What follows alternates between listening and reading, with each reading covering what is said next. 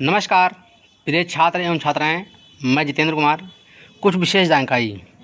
ये जो dictation video दी गई है इसमें अनुपम टाइपिंग बुक से दी गई है, जो पेज 19 से लेकर के पेज 42 तक की डिक्टेशन दी गई है, जिसमें आपकी 60 की स्पीड से लेकर के 100 की स्पीड तक दी गई है।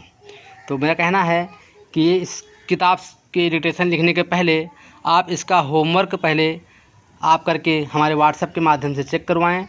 उसके बाद में गलतियों को समझें, सब चिन्ह को याद करें। उसके बाद 10 बार प्रैक्टिस करें। 10 बार प्रैक्टिस पूरी हो जाने के बाद पहले 60 की स्पीड को टारगेट करें, फिर 70 को करें, फिर इसी प्रकार 100 तक करेंगे तो आपकी स्पीड बढ़ती जाएगी। जो नए बच्चे ये वीडियो देख रहे हैं, लिखने का प्रयास कर रहे हैं, उनको अगर संपूर्ण जानकारी चाहिए तो हमारे कॉन्टैक्ट नंबर से संपर्क करें। स्टार्ट। इनके जरिए देश में राजमार्गों के निर्माण में महत्वपूर्ण सफलता प्राप्त की जा सकेगी। राष्ट्रीय राजमार्गों के निर्माण के बारे में सरकार ने एक उल्लेखनीय कदम यह उठाया है कि इस क्षेत्र में कंप्यूटरों का उपयोग शुरू किया जा रहा है। इससे राजमार्गों की योजना बनाने में काफ़ी सफलता मिलेगी। इन सभी उपायों से देश में लोगों को यातायात की बेहतर सुविधाएं उपलब्ध कराई जा सकेंगी। वर्तमान सरकार जल्दी से जल्दी कृषि पर निर्भरता कम करके लोगों की उद्योगों में लगाने के लिए तत्पर है, संकल्पबद्ध है, उतावली है। वह जानती है कि प्रदेश की सारी श्रम शक्ति खेती में नहीं लग सकती। उसका दूसरा उपयोग जल्दी से जल्दी तलाश करना होगा, क्योंकि श्रम शक्ति ही प्रदेश को उन्नत और समृद्ध कर सकती है। यह ऐसा साधन है जिसका अपव्यय या जिसकी उपेक्षा प्रगति के रास्ते में बाधक है। औद्योगिकरण की दौड़ में उत्तर प्रदेश, मध्य प्रदेश, बिहार, राजस्थान के पिछड़ जाने का एक बड़ा कारण ऐतिहासिक है। अंग्रेज बम्बई, कलकत्ता, मद्रास पर आकर टिके तो आसपास के क्षेत्रों के औद्योगिक विकास को प्राथमिकता मिली। वहाँ औद्योगिक विकास का वातावरण बना, किंतु उत्तर प्रदेश एवं अन्य राज्य अंग्रेज़ों की आँखों की कांटे थे। सन 1857 के पहले स्वतंत्रता संग्राम से लेकर सन 1947 तक आज़ादी के हर तरह के आंदोलन में उत्तर प्रदेश एवं अन्य राज्य अग्रणी थे। उसकी सज़ा उसे आर्थिक उपेक्षा के रूप में मिली। यहाँ के फलते फूलते उद्योग भी नष्ट कर दिए गए। नए नए उद्योग लगाने की बात ही नहीं उठती थी। आज़ादी के बाद सरकार ने औद्योगिक विकास की ओर ध्यान दिया, पर प्रदेश की साधनहीनता, उद्यमी मिजाज व औद्योगिकरण की हवा का अभाव और कल कारखाने लगाने के लिए आवश्यक पूर्व शर्तों के पूरा न होने के कारण इस दिशा में प्रगति धीमी रही। जैसे जैसे सुविधाएं बढ़ती गई, साधन बढ़ते गए, उद्यम का मिजाज बनता गया। औद्योगिकरण की हवा भी बनती गई। नए नए कल कारखाने लगने लगे। इन कारखानों ने उचित वातावरण बनाने में भी मदद दी। खेती पर निर्भरता कम होने लगी। अब जो रणनीति अपनाई गई है उसमें बड़े विराट कारखानों से लेकर झोपड़ी के छप्पर के नीचे लगने वाले उद्योगों तक एक साथ विकास हो रहा है।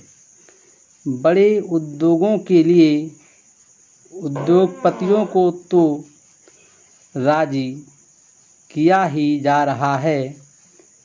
केंद्रीय सरकार से भी सार्वजनिक क्षेत्र की ज़्यादा से ज़्यादा कारखाने लगाने का भी अनुरोध किया जा रहा है।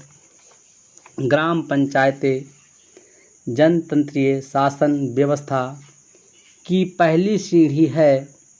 प्रदेश सरकार का इस बात में गहरा विश्वास है कि जनता के लाभार्थ किसी भी योजना की शुरुआत जनतंत्र के बुनियादी ढांचे से होनी चाहिए।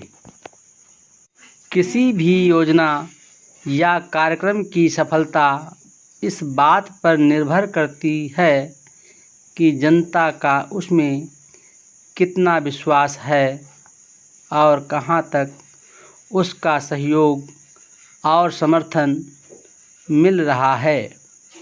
इसी उद्देश्य से वर्तमान सरकार द्वारा ग्राम प्रधानों और ब्लॉक प्रमुखों के चुनाव जो एक लंबी अवधि से किन्हीं कारणों से नहीं हो पाए थे, कराए गए।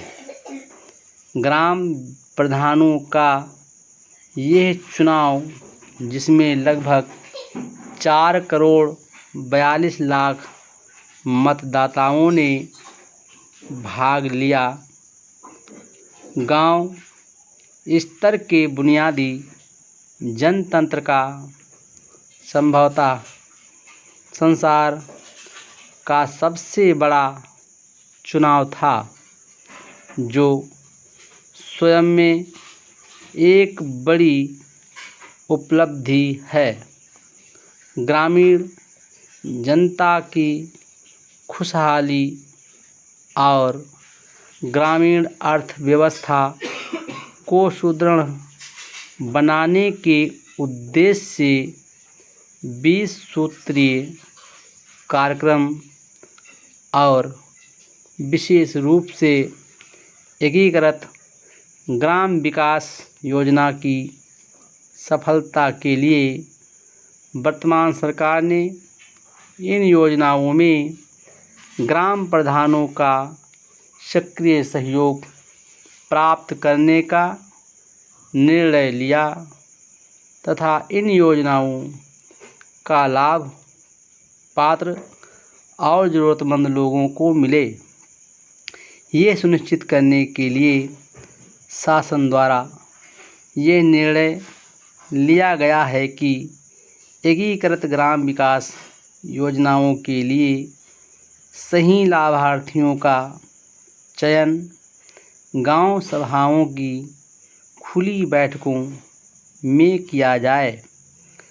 पंचायत राज संस्थाओं के सुदृढ़ीकरण और उनकी आय में वृद्धि करने के लिए एक प्रोत्साहन योजना के अंतर्गत चालू वित्तीय वर्ष में 2,88,000 रुपये की धनराशि स्वीकृत की गई है। इस योजना के अंतर्गत जिले की 3 सर्वश्रेष्ठ ग्राम सभाओं को जो अपनी आय में करों, शुल्क, भूमि प्रबंध, संपत्ति और अन्य साधनों से गत 3 वर्षों की तुलना में सर्वाधिक वृद्धि करेगी, उन्हें पुरस्कृत किया जाएगा। प्रथम पुरस्कार 3,000 रुपये, द्वितीय पुरस्कार 2,000 रुपये तथा तृतीय पुरस्कार 1,000 रुपये तक का होगा। भारत की सभ्यता एवं संस्कृति के विषय में यह बिना किसी विवाद के स्वीकार किया जाता है। Full stop.